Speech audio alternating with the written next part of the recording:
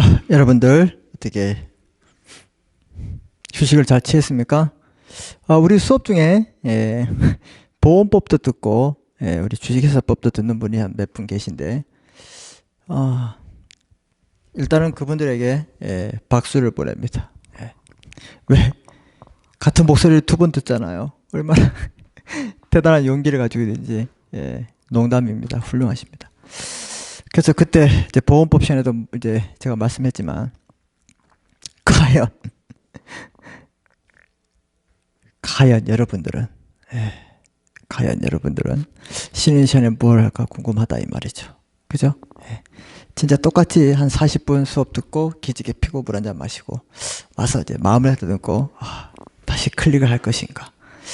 이런 걸 봤을 때 실시간으로 해야 되는데 실시간 하면 여러분들이 더 힘들 수도 있으니까 이렇게 제 혼자 녹음을 뜨고 올려주고 이렇게 하고 있죠. 어쨌거나 여러분들 주무시면 안 된다 이 말이죠. 뭐 기업법 듣는 학생들은 저 이제 기업법 1을 들으면서 뭐 제 스타일도 알지만 주식회사법 듣는 분들은 또 뭐 처음 듣기 때문에 저는 이제 수업 시간에 잘 안 깨우죠. 안 깨웁니다. 여러분을 재웠던 분은 이 강의실에서 수업하시는 분 저 혼자밖에 없어요. 그래서 절대로 깨울 수 없어요. 여러분의 그 고귀한 그 헌법에 보장된 숙명권, 아주 푹 잘 수 있는 거, 그걸 감히 어떻게 제가 깨웁니까? 이걸 침해할 수 있는 분들은 초등학교, 중학교, 고등학교 이 정도 선생님들은 아마 깨울 수 있을 거예요. 우리는 안 깨웁니다. 왜? 지성인인데. 그때 막 중요한 문제를 내고 시험 문제 내고 이렇게 해야 되지 않을까 생각을 해요. 지성이란 말은 앞으로 자기가 이제 행동하고 말한 거에 대해 좀 책임을 질 수 있는 그런 나이대가 되지 않았나. 여기들 이제 이러한 것들을 우리가 전부 다 지성이라 하는데 여러분들은 충분히 그런 나이가 됐기 때문에 여러분들도 판단을 어떤 일을 할 때 판단을 잘 하시고 그리고 이제 앞으로 사회생활을 할 것 같은데 사회생활을 할 때 반드시 여러분이 지켜야 할 하나의 덕목이 있죠. 자기의 주장 굽히지 말고 따뜻하게 나가야 됩니다. 너무 뭐 무쇠처럼 강하게 나가는 게 아니라 현실과 타협하면 안 된다 이 말이죠. 특히 법학을 배운 분들은 특히 그런 것들을 어떻게 마인드로 가지고 있어야 한다. 이런 뜻을 지금 전달하고 있습니다. 자, 우리가 쉬는 시간 전에 이 아주 중요한 표현 대표이사와 표현 지배인 명의대자 책임에 대한 외관의 법리를 이용했을 때 이 세 가지 요건이 있어야지만 성립한다. 기억나시죠? 자, 이런 걸 이제 기초 학습을 해서 이제 본론적인 수업을 이제 우리가 한번 해보도록 하겠습니다. 자, 표현 대표이사 의의를 보시면 대표이사가 아니면서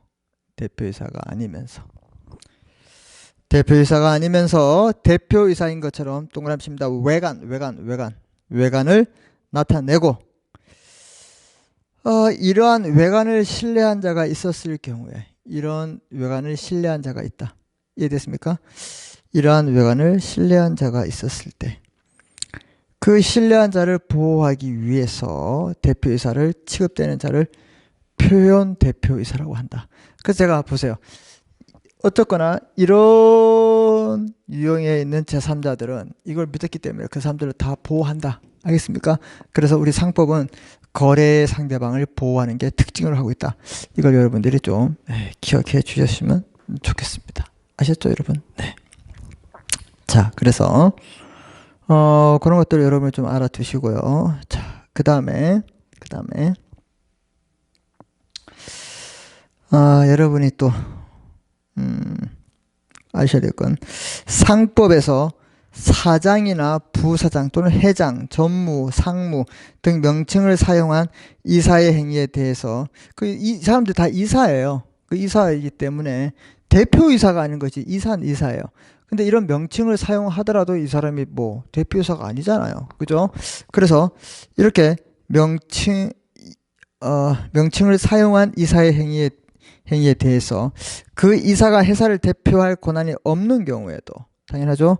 없는 경우에도 회사는 선의의 제3자에 대해서 그 책임을 진다고 하고 있습니다. 왜? 그걸 믿었다. 명칭을 외관에 신뢰했다. 이론적 근거는 외관의 법리다. 별표치입니다. 외관의 법리. 자, 그 다음 요건. 자, 이 성립하기 위한 요건은 자, 외관이 존재한다. 기억하시고 외관이 존재한다.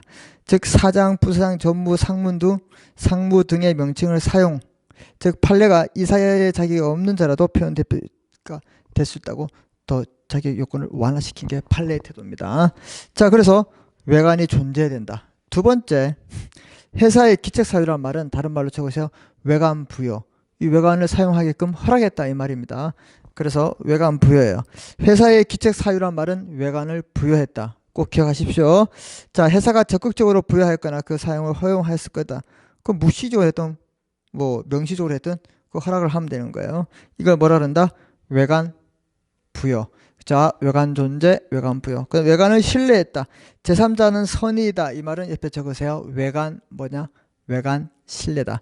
그래서 외관 존재, 외관 부여, 외관 신뢰. 이거 꼭 기억하십시오. 자, 이렇게 됐을 때 표현 대표자가 성립됐을 때 제3자를 보호한다 했죠. 자, 이렇게 됐을 때 범죄 효과를 보시면 회사는 대표이사의 행위와 마찬가지로 제3자에게 책임을 부담한다. 이게 중요하다 이 말입니다. 따라서 표현 대표이사에게 대표권이 없다는 이유로 회사가 표현 대표이사의 법률 행위의 효과를 뭐예요? 부인하지 못하게 된다. 이렇게 나와 있습니다. 맞습니까? 예, 좋습니다. 이게 바로 뭐냐? 표현 대표이사. 대표이사. 자, 그래서 우리가 지금 이제 배웠던 게 여기 주주총회 배웠고 이사 배웠고 이사회 대표이사. 이제 집행임원에 대해서 우리가 공부를 좀 해보도록 하겠습니다. 아셨죠, 여러분? 네. 그래서 어떤 회사에 집행임원이 있으면 대표이사를 둘 수 없고 대표이사가 있으면 집행임원을 둘 수 없다. 집행임원이 있으면 대표이사를 둘 수 없고 대표이사가 있을 때 집행임원을 둘 수 없다. 둘 중에 하나를 선택해서 둘 수 있다. 아까 말씀드렸죠? 그래서 이 집행기관인 집행임원 제도는 2011년 개정상법에 의해서 2012년부터 이제 시행된 내용입니다. 자, 그래서 집행임원 제도를 좀 보겠습니다. 여러분, 우리 유인물 32페이지 되겠습니다. 408조의 2부터 408조의 9까지 이렇게 이 조문을 보다 보면요. 뭐 조의 의 이렇게 돼 있죠. 그래서 우리는 이 조문을 삽입할 때 만약에 1조와 2조의 사이 있으면 1조와 가까워. 그럼 1조의 2 이렇게 한다 이 말입니다. 아셨죠? 자, 집행임원 제도의 취지를 보시면 기존 이사회는 업무 집행 기능과 업무 감독 기능을 동시에 가지고 있었다. 제가 말씀드렸죠? 이거 지워졌네.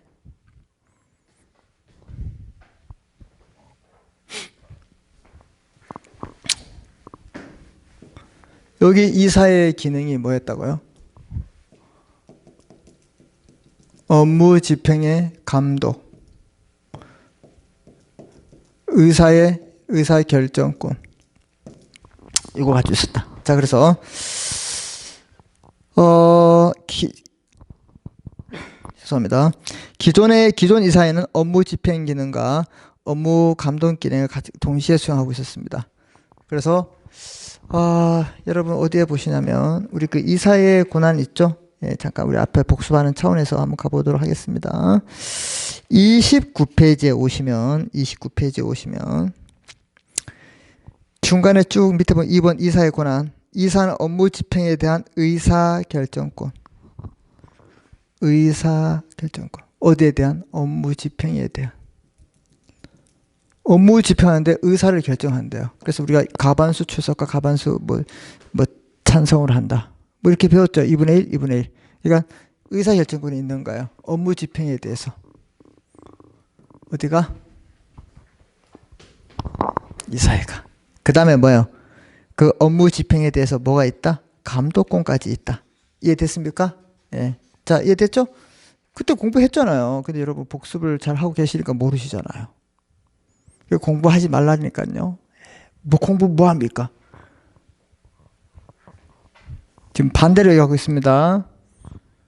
복습을 열심히 하시고 공부도 잘 하셔야죠, 여러분. 맞아요? 네. 자, 그래서 이 사회는 업무 집행에 대해서 감독권을 가지고 업무 집행에 대한 의사결정권도 갖고 이게 바로 이 사회의 권한 아닙니까? 그래서 자, 다시 이제 우리 32페이지 오면 기존 이 사회는 업무 집행과 업무 감독 기능을 동시에 수행하고 스스로 수행한 일을 이 사회가 감시하는 자기 감시의 한계점을 가지고 있었다. 웃기잖아요. 지가 결정하고 지가 감독한대요. 이게 뭐야? 북치고 다니고 다 뭐 공산주의입니까 지금? 지가 뭐 결정하고 지가 판단하고 다 합니까 지금? 뭐 멀티예요? 그래서 자기 감시의 한계점이 있었어요. 그렇게 이런 이사회의 기능을 그대로 둘 수는 없다. 그래서 이사회의 감독 기능을 활성화 방법으로 2012년 개정상법이 됐다. 뭘 활성화한다? 집행 그 이렇게 해볼까요?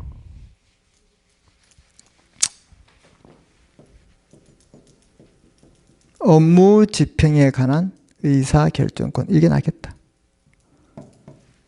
업무 집행에 대한 감독권과 업무 집행에 대한 의사결정권이 있다. 이게 바로 이사회다. 지가 의사도 결정하고 감독한다. 이게 문제가 있다. 그래서 이 감독권을 우리가 강화하는 방법으로 들어온 게 바로 이거다. 집행입원 제도다. 이렇게 정정해서 고쳐서 판서를 하겠습니다. 이게 더 통일 깔맞춤, 알았죠? 깔맞춤. 예. 자, 그러면 이 집행임원의 선임과 해임을 보세요.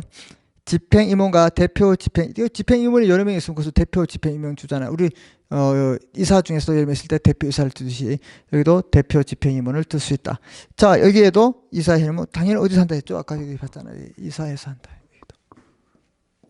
이사회, 대표이사도 이사회. 그래서 이사의 권한이 중요하다. 업무 집행에 대한 의사를 결정하고 업무 집행에 대한 감독을 한다. 동그라미 칩니다. 이사회에서 한다. 이사회에서. 자, 그러면 그 임원의 수와 임기를 보시면 회사는 1인 또는 여러 명의 집행임원을 선임할 수 있다. 그 1인도 되고 또 여러 명 들 수 있다. 그럼 여러 명 두면 공동 집행임원이 되겠네요. 자, 임기는 정관에 달리 정하는 바 없으면 2년을 초과하지 못한다. 2년을 초과하지. 아까 우리 대표이사의 기간이 있었어요? 대표이사의 기간 공부했냐고요?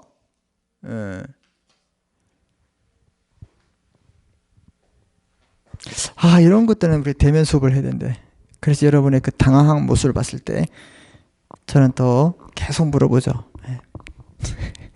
나쁜 사람 절대로 아니에요. 엄청 좋은 사람이에요. 아시잖아요, 여러분. 집행임원은 보세요.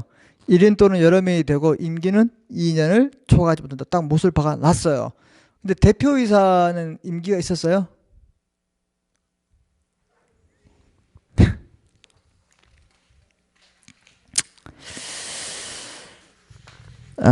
여러분, 뭐 그럴 수 있죠. 우리 한번 봅시다. 어차피. 그럼 봐요. 우리 오늘 배웠던 대표이사 보세요. 30페이지 오세요. 30페이지.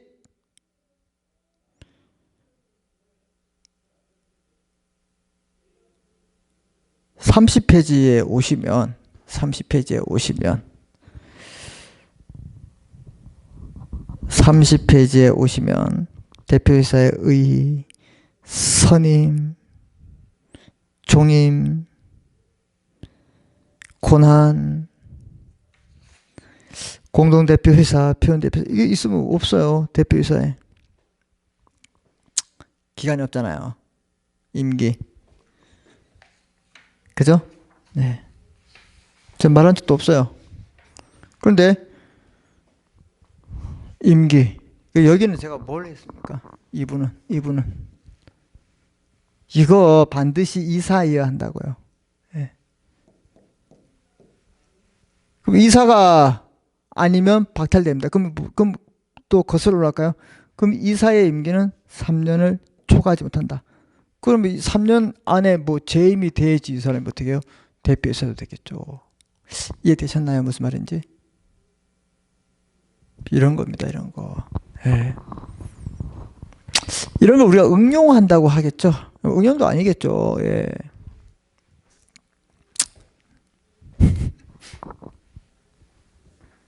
이 이사의 임기는 3년을 초하지 못한다. 그럼 다시 또 재임 받아야 되겠죠. 근데 대표이사는 무조건 이사해야 한다. 근데 이 사람이 대표이사인데 이사로서의 재임 못 받았다. 그럼 당연히 잘리는 거죠. 예. 이해됐어요? 예. 무슨 말 하고 있는지 아시죠, 지금? 예. 자, 그 다음에 여러분, 집행임원의 설치회사에 대한 이사의 역할이 있겠죠. 집행임원이 있을 때 그 이사회는 또 다르다 이 말입니다. 자, 그 보통은 이제 대표이사가 있을 때 이사의 역할하고 집행임원이 있을 때 이사의 역할이 다르다. 뭐 이런 얘기입니다. 자, 그래서 집행임원의 설치회사의 이사의 역할에 대해서 집행임원 및 대표 집행임원의 선임 또는 해임. 누가 한다? 이사회가 하겠죠. 집행임원이 설치된 이사의 역할을 보고 있는 거예요. 집행임원을 뽑거나 대표 집행임원을 뽑거나 또 해임할 수 있을 때. 그 다음에 집행임원의 업무 집행에 대한 감독을 한다. 와, 집행임원의 업무 집행에 대한 감독 별표칩니다. 여기서 보세요. 이거 보세요. 여러분 이거. 예. 이게 빨간색이 안 되니까 지금 답답하네. 대표이사가 있는 이사회에서는 어떤 일을 했어요? 대표이사가 있는 이사회에서는 업무 집행에 대한 감독권과 업무 집행에 대한 의사결정권을 할 수 있는 자기 모순적인 감독을 했어요. 그런데 집행임원이 있는 이사회에서는 뭘 한다? 이사회가 당연히 뭘 한다? 업무 집행에 대한 감독권을 행사한다. 여기서는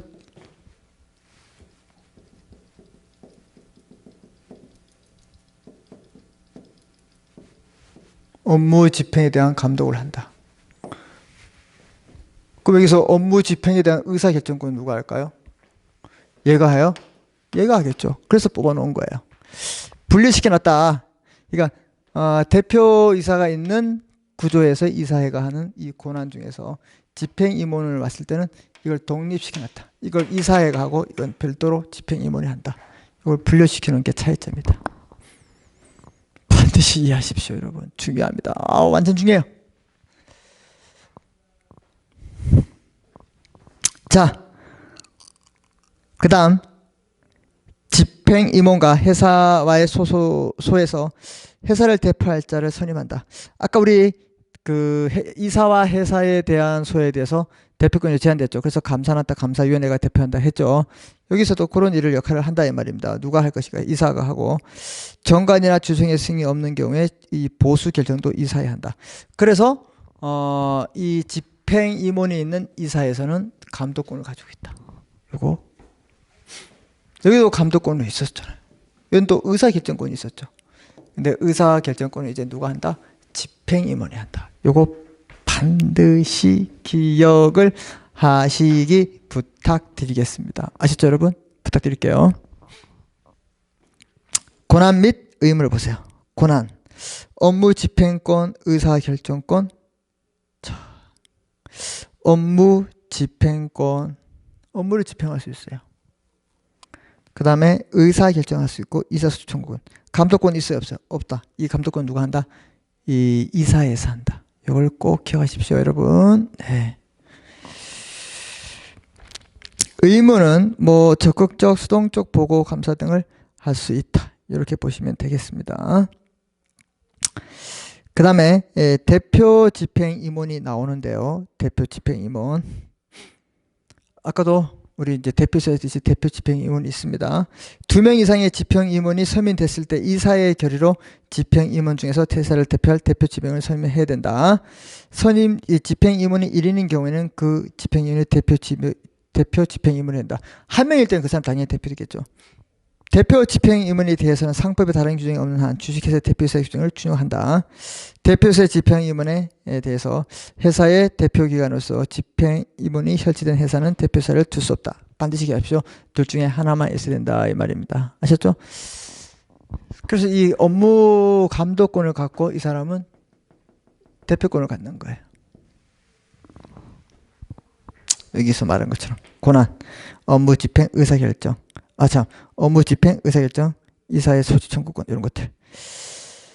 자, 그 다음에 이사의 결의로 공동대표 집행인을 정할 수 있고 표현대표 집행임원 제도의 경우 이들의 행위에 대해서 책임을 부담할 수 있다. 이런 것들은 우리 아까 공동대표이사와 비슷하다 이렇게 보시면 됩니다. 또는 표현대표이사와 비슷하다 이렇게 보시면 돼요. 책임, 회사에 대한 책임에 대해서 고의 또는 과실로 법령이나 정관에 위반하는 행위를 하거나 그 임무를 게을리한 때는 그 집행임원은 회사에 대해서 손해배상할 책임이 있습니다. 이것들은 총주주의 100% 총주주의 동의로 면제되지 않는다. 알겠습니까? 자, 제3자에 대한 책임은 악의 또는 중대한 과실로 그 업무를 게을리한 때는 제3자에게 손해배상 책임을 부담하게 된다.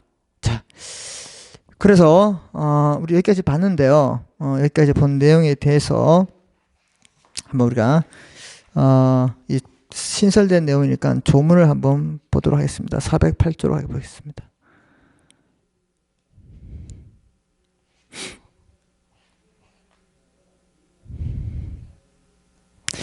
제가 보지 않았던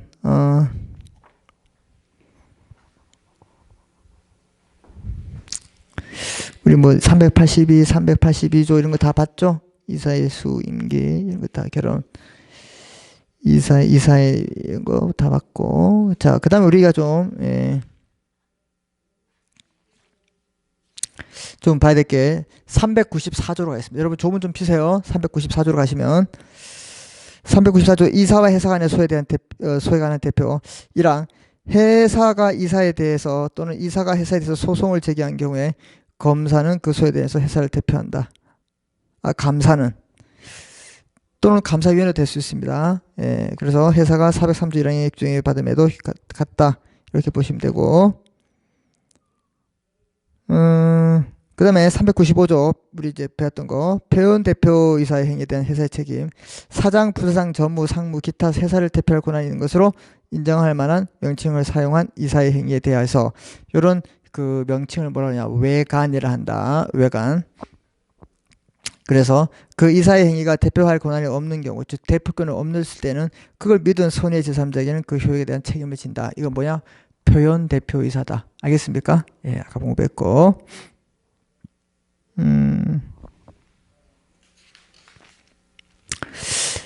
399조와 400조 여러분 이렇게 책임을 보시고, 그 다음에 402조와 403조, 404조, 405조, 406조 이런 것들은 이따가 공부할 거니까 여러분 좀 중요하게 생각해 주세요. 별표 쳐놓고. 자, 그 다음에 우리 이번에 배웠던 408조의 이 집행임원 설치회사, 집행임원과 회사의 관계 이런 거 있죠. 여기 좀 우리 조문으로 좀 확인해 보겠습니다. 자, 408조에 2에 보시면, 자, 1항 회사는 집행임원을 둘 수 있다. 밑줄 칩니다.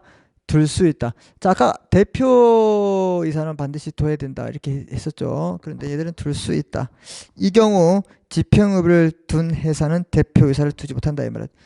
우리는 그 대표이사 주지 말자. 대표이사가 대표권과 업을 주면 막강하다. 그래서 우리 그냥 분리시켜 놓자. 이사회와 집행임원 두 개 두자. 이렇게 할 수 있다 이 말입니다. 아시겠죠? 자, 이렇게 했을 때는 대표이사 못 준다. 이걸 꼭 기억하시고. 집행임원의 설치회사의 집행임원과의 관계는 뭐냐? 이 민법의 위임이다. 이렇게 위임 관계에 있다. 이렇게 보시면 됩니다. 자, 그 다음에 집행임원의 설치회사의 이사회는 다음 권을 갖는다. 자, 이 집행임원이 있는 이사회는 대표이사에 있는 임원하고 다르다. 이사회하고 다르다. 그래서 여기에 반드시 기억하십시오. 이사회. 그래서 뭐가 있냐? 좀 전에 봤던 집행임원과 대표 집행임원의 임원 선임, 그 다음에 업무 집행에 대한 별표 칩니다. 이 감독권을 갖는다. 누가? 이사회가. 집행임원이 갖는 게 아니라 누가 갖는다? 이사회가 갖는다. 이사회. 꼭 기억하십시오. 요거 키포인트 때문에 제가 보는 겁니다. 그 다음에 뭐 대표자를 뭐 우리가 선임할 수 있다. 기타 것들은 뭐 보수 결정할 수 있다. 이것도 여러분 읽어보시면 되고. 그 다음에 임기 보세요. 자, 집행위원회 임원은 정관에 다른 행정이 없으면 2년을 초과하지 못한다. 대표이사는 이런 정황이 없다 이 말입니다. 근데 이사의 직을 박탈하면 당연히 박탈되겠죠. 자, 그걸 보시고. 권한. 집행임원의 권한은 집행임원 설치해서의 업무를 집행한다. 업무 집행. 업무 집행. 업무 집행합니다. 업무 집행에 대해서 다 하지만 업무 집행의 감독은 누가 한다? 이사회에서 한다. 이거 기억하시고 분리시켜놨다. 그러니까 그 집행임원이 있는 이사회에서는 감독권이 있어요, 없어요? 있지만 의사결정권은 없다 이 말입니다. 이걸 기억하세요. 이건 누가 한다? 바로 집행임원이 한다. 그래서 분리 독립시킨 게 취지였다 이 말이죠. 예. 그 다음에 정관이나 이사의 결의에 의해서 위임받은 업무에서 의사결정을 한다. 업무 집행과 업무 집행에 따라서 의사결정하는 것은 전부 다 집행임원이 한다. 감독기관은 어디서 한다? 이사에서 한다. 분리시켜놨다. 이게 중요하다. 이거 꼭 기억하십시오. 대표 집행임원이 있는데 408조의 5에서 2명 이상의 집행임원이 선임된 경우에 이사의 결의로 집행임원 설치 해설을 대표할 집행임원을 선임해야 됩니다. 근데 다만 집행임원이 한 명일 때는 그 집행임원이 대표 집행임원이 된다. 아까 말씀드렸죠? 그 다음에 2항에서는 대표이사에 관한 내용을 준용한다.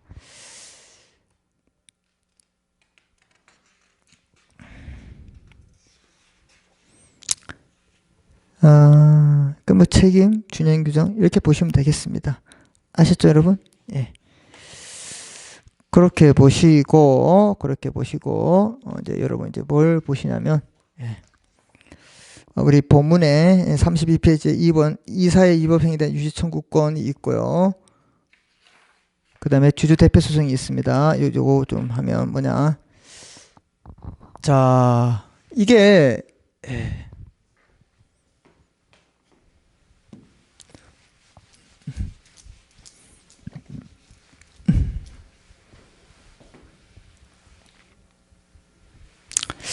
감독은 누가 하는 거예요?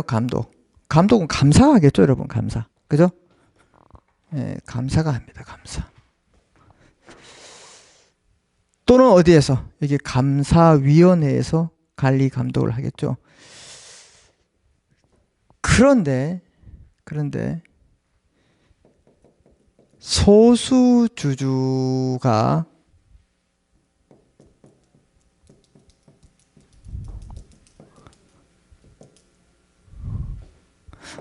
업무 집행에 관해서 감독권을 행사할 수 있어요. 업무 집행에 관한 감독권을 행사할 수 있다. 소수주주. 몇 프로? 1%의 소수주주. 이거 소수주주 기억나요, 여러분? 소수주주 하면 떠오르는 게 있어야 됩니다. 뭐가 떠올라야 돼요? 그렇죠. 주주평등의 원칙의 예외다. 그 다음에 위대한 1%. 이거 진짜 알고 있어야 되는데 제가 그때 다시 한번 물어본다고 했을 때가 바로 오늘이군요, 여러분. 바로 오늘 수업 시간에 물어보는 겁니다. 오늘 수업 시간에.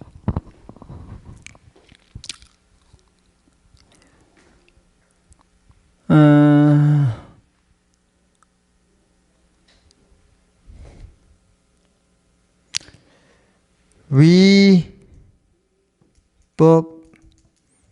행위 유지 청구권. 이사에 위법한 행위가 있을 때 유지가 뭐였어요? 스탑. 저지 쓴다. 이런 걸 누가 제기할 수 있다? 이사의 그 행위가 위법해서 회사에 이 손해를 줄 염려가 있을 때 1% 주주가 그만두세요 이렇게 청구할 수 있는 걸 바로 뭐냐? 그리고 보세요. 이사의 대표이사가 있는 이사회에서 관리 감독을 하거나 이때는 얘가 감독도 하고 의사결정도 하죠. 집행임원이 있는 이사에서 감독권을 했을 때 감독권을 이사회가 가지고 있다 이 말입니다. 자, 진짜 중요합니다, 여러분. 자, 이사회가 첫 번째 대표이사가 있는 이사회, 두 번째 집행임원이 있는 이사회. 자, 대표이사가 있는 이사회에서는 이 이사회에서는 이사회 권한이 두 가지예요. 업무 집행에 대한 감독권도 갖고 업무 집행에 대한 의사 결정권도 갖는다. 이해됐죠? 그리고 집행임원이 있는 이사에서는 업무 집행에 대한 감독권을 갖는다. 그러면 의사결정은 누가 갖는다? 집행임원이 한다. 분리시켜놨다. 이게 특징이다 이 말입니다. 그러면 집행임원이 있는 이사회든 대표이사가 있는 이사회든 이사회가 그래도 가지고 있는 건 뭐냐? 감독권이고 감독권이에요. 이거를 분리시켜 놨을 뿐이에요. 집행임원은. 누구에게? 집행임원에게. 근데 감독권은 다 이사회가 가지고 있어요. 그 이사회가 이사회의 구성 요소가 뭐예요? 다 이사들인데 지가 한 일을 관리 감독한다. 잘 할까 못할까요? 감사도 있고 감사위원회도 있지만 문제 커요. 그래서 별도의 주주에게 특히 소수 주주에게 업무 집행에 관한 관리 감독권을 줬다. 이사가 위법한 행위를 했을 때 그만두게 할 수 있다. 누구? 소수 주주가 1%. 이 주주가 하는 겁니다. 감독권을 누가 한다? 소수 주주가 한다. 이게 중요하다 이 말입니다. 지금 이게.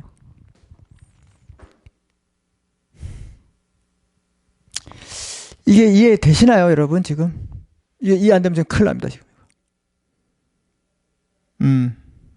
이거 이해 안 되면 진짜 큰일 나요. 자, 그 다음에 주주의 대표 소송이 있어요. 대표 소송. 그래서 위대한 1%라고 했잖아요. 위대한 1%. 이사가 회사에 손해를 입혔습니다. 이사가 회사에 대해서 손해를 입혔어요. 그럼 어떻게 되죠? 회사가 이 사람에게 손해배상 청구해야 되는데 너무 게을리하고 하지 않아요. 그래서 열받아서 누가 하냐? 대신 1%의 소수주주가 어떻게 돼요? 회사를 대신해서 소송을 제기합니다. 이걸 뭐라 그러냐? 주주의 대표 소송이란다. 그러면 보세요. 이 이사의 잘못된 행동에 대해서 어떻게 관리 감독하는 거예요? 이사의 업무 집행에 대해서 관리 감독할 수 있는 게 바로 소수주다. 위법행위 청구권 주주의 대표 소송이다. 요거 너무 중요합니다. 너무 중요합니다.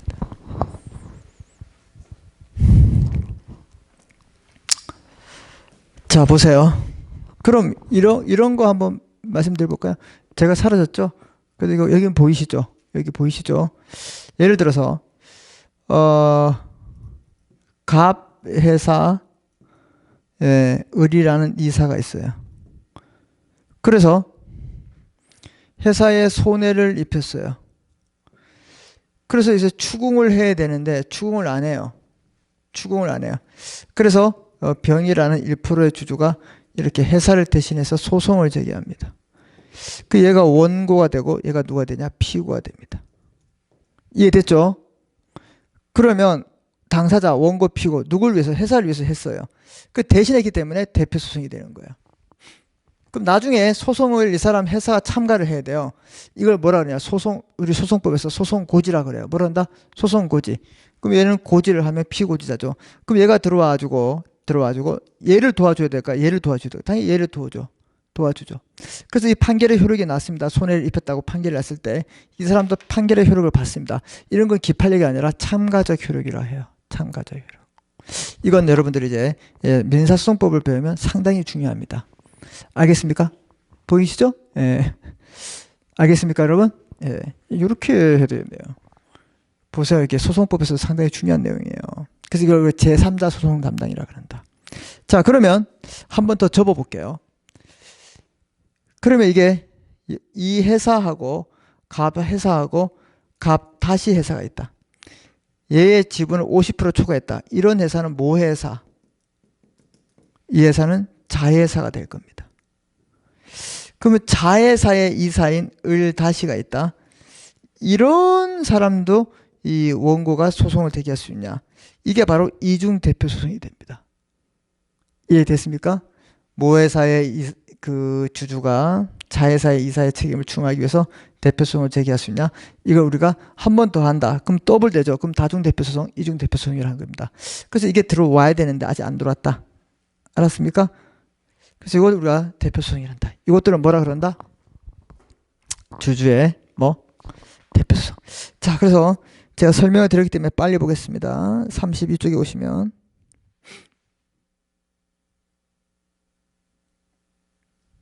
설명을 빨리 드린 게 아니라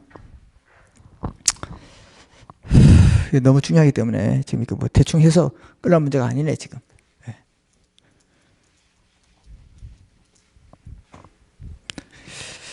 자, 소수 주주. 자, 그래서 뭐 주주에게 업무 집행에 관한 감독권이 있다. 이걸 바로 위법 행위 유지 청구권과 주주 대표 소송이 있다. 이렇게 지금 다 말씀드렸죠. 그래서 요거는 이 감독권, 이 이사의 감독권 때문에 나온 내용들이에요. 그래서 요거는 우리가 이제 다음 시간부터 하겠습니다. 중요하기 때문에. 그래서 우리 32페이지 이사의 위법 행위 유지 청구권, 얘는 우리가 다음 시간부터 여기서부터 수업하고, 여기 또 자세한 내용이 좀 필요합니다. 요거랑 그 다음에 이제 감사위원회 이런 것들을 우리가 좀 공부해 보도록 하겠습니다. 아셨죠? 예. 그러니까 복습 잘 하시고 오늘은 그러면 이제 여기까지. 예. 그래서 여러분들은 이렇게 기억하십시오. 자, 이사회가 원래 그 이사들의 업무 집행에 대해서 감독권을 갖는 거예요. 기존의 문제점은 대표이사가 있는 이사에서는 이사회에서 의사결정권도 갖는데 이게 문제됐다. 그래서 이게 두 개를 분리시켰다. 이게 바로 집행임원이에요. 그래서 집행임원이 있는 이사에서는 감독권만 있고, 이 집행임원은 뭐 같냐? 의사결정권을 갖는다. 분리시켰다. 그게 차이점입니다. 그래서 감독을 잘 못하기 때문에 자, 주주에게도 업무 집행에 대한 감독권을 줬다. 이게 뭐냐? 바로 우리가 옛날에 그렇게 배웠던 위대한 1%다. 이해되셨죠? 그래서 이 위법행위 유지 청구권, 주주 대표 소송, 이런 내용이 나온다. 그래서 이거는 우리가 더 중요하기 때문에 다음 시간은 여기들 하고 감사, 그다음에 뭐 감사위원회, 뭐 준법 지원인 뭐 이런 내용들을 우리가 한번 계속 어떻게 이어서 가겠습니다. 아셨죠? 자, 그리고 다음 시간부터 여기 있는 내용을 이어가도록 하겠습니다. 자, 오늘 배운 내용들 복습 잘 하시고 우리 다음 주에 뵙겠습니다. 아셨죠? 자, 수고했습니다.